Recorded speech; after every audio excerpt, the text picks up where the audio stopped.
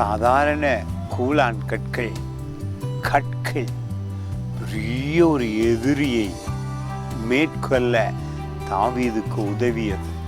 ஆனாலும் அதிசயம் என்னவென்றால், அவன் தேவனை நம்பி இருந்தபடியினாலே மிகவும் பெரிய ஒரு எதிரியை மேற்கொண்டான். நீங்களும் நானும் தேவனை துதிக்கிற பிள்ளைகள். புதிய ஏற்பாட்டிலே கிறிஸ்துவை அறிந்து கொண்டோம், பரிசுத்த ஆவியை பெற்று கொண்டோம், அவருடைய நாமத்தின் மகிமையை விளங்கி கொண்டோம். பழைய ஏற்பாட்டிலே தீமைகள் வரும் பொழுது எங்கிருந்து வருகிறது என்று கூட தெரியாமல் இருந்தார்கள். உங்களுக்கும் எனக்கும் தெரியும், பிசாசானவன் கொண்டு வருகிறான். ஆனால் வேதம் எங்களுடைய வல்லமையான ஆயுதம். எந்த தீங்கையும், எந்த வியாதியையும், எந்த கஷ்டத்தையும் உங்களால் மேற்கொள்ள முடியும். பாருங்கள், மிக அருமையான அதிகாரம் 17ஆம் அதிகாரம் 1 சாமுவேல் புத்தகத்தில் 40வது வசனம். மிக அருமையான வசனம். இது சொல்லுகிறது என்ன?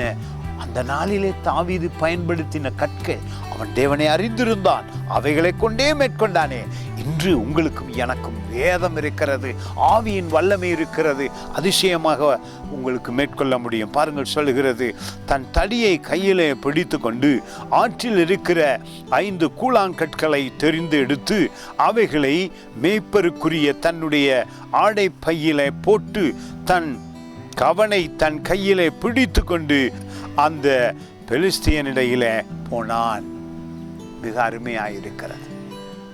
பெலிஸ்தியர்களை மேற்கொள்ள, கோலியாத்தை மேற்கொள்ள சாதாரண கற்கள் அவனுக்கு பிரயோஜனமாயிருந்தது. எதை பழகினானோ அதை அதிசயமாக தேவநாமத்திலே செய்தான். உங்களுக்கும் எனக்கும் இந்த காலத்தில் வருகிற எல்லா உபத்திரவங்களையும், பாடுகளையும், பிசாசின் தீமைகளையும் உங்களால் மேற்கொள்ளத்தக்க அதிகாரம் கொடுக்கப்பட்டிருக்கிறது. We have authority in Jesus. அது மட்டுமல்ல, வேதத்தில் இருக்கிற ஒவ்வொரு வார்த்தைகளும் உங்களுக்கு அதிகாரமாய் கொடுக்கிறார், ஆயுதமாய் கொடுக்கிறார் எதிரிகளை மேற்கொள்ள. God bless you.